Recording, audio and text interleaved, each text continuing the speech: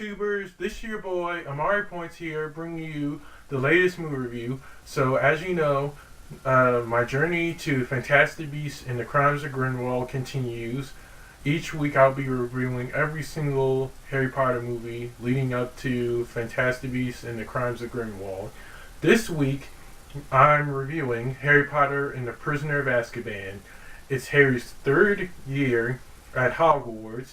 But little does he know that the notorious murderer, there was a criminal murderer named Sirius Black who has escaped Azkaban, and he is looking for Harry. Little does he know that Sirius has a connection to Harry's past. He, as most of you know, and who's seen the movie, sorry if I'm gonna spoil this.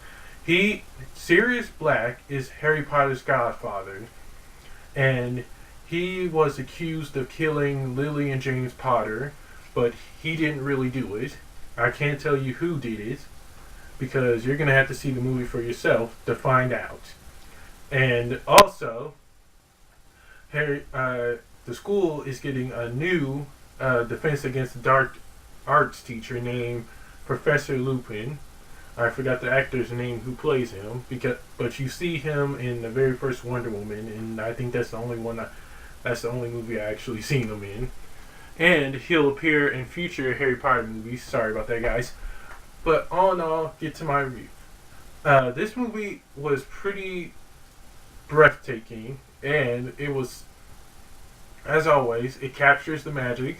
We also see some really new creatures, really new dark creatures by the name of Dementors, who suck the soul out of criminals of Azkaban, whoever tried to escape.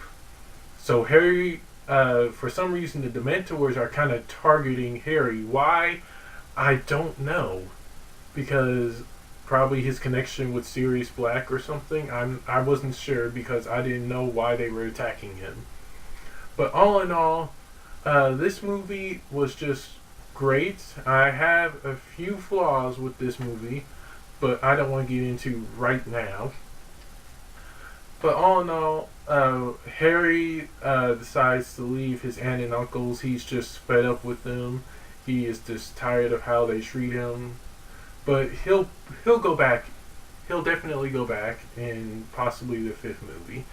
Also, as always, we get to see Harry learn some new stuff this year. We get to see him face different types of dangerous things and so many other stuff. And we find out who the true murderer of Harry's parents were. I can't tell you who, but you guys are just going to have to wait and see the movie for yourself to see what I mean. Also, as always, Malfoy is like a really big douchebag in this movie, and I still don't like his character till this day because he is just a complete asshole as ever. But but if you keep on watching, like near the middle of the scene where they're at Hagrid's, you'll see Hermione give him what he deserves, literally. I can't tell you what she does, but you'll see it. You'll know when you see it. But also, what I can tell you about this movie, again, it captures the magic. We see a lot of weird new stuff. We see Hagrid get a flying bird named Buckbeak, who is a phenomenal creature. I legit thought that new creature was one of my favorite creatures of all time. I loved him, and I would definitely ride that bird for sure one day.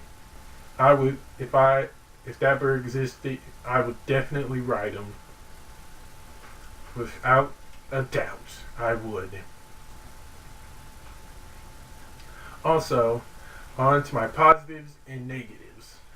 My positives were we get to see time travel we get to see time travel in this movie, which was astounding. I don't know how, I don't know how they did it, but they had Hermione, Harry, Ron, uh, actors that looked exactly like them, captured their every single essence and everything. I don't know how they did it, but it was great. Also, we get to see, this one spell, the Patronus charm, which was also phenomenal. I was blown away at that scene.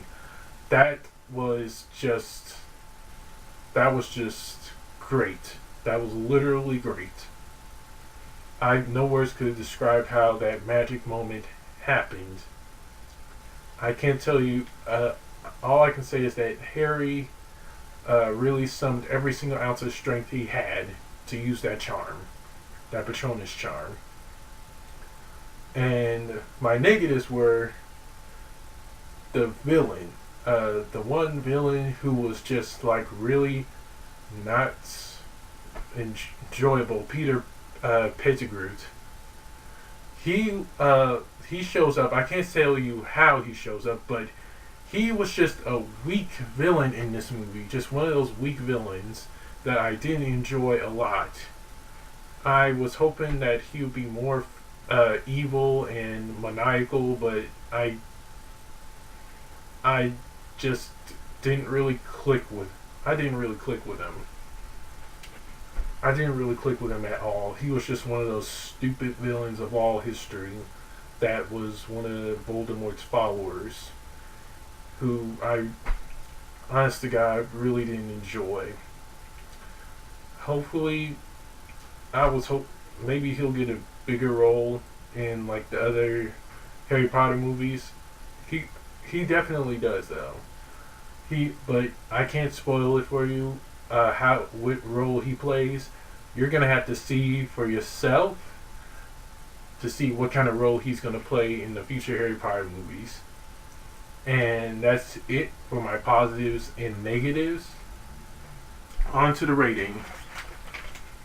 I give Harry Potter and the Prisoner of Azkaban a solid B plus because the movie and everything was great. The villain, not so much. The villain in this movie was just crappy and weak. I was hoping to expect more from him, and it was just a huge disappointment. It was literally a disappointment. And also, I loved this one scene with Hermione and Draco Malfoy. I can't tell you what happens. You guys will definitely have to see. You'll have to see for yourselves to see what I mean. Literally. And, well, all I can tell you is that it'll be funny. And that's it for my movie review. Don't forget to like, comment, subscribe, and share. Press that little notification bell at the bottom of my video to get notified when my next video is. And be sure to follow me on the Stardust app at Amari106 for my latest movie reaction and trailer reaction. It's in the link below as well. Take care and God bless. Peace!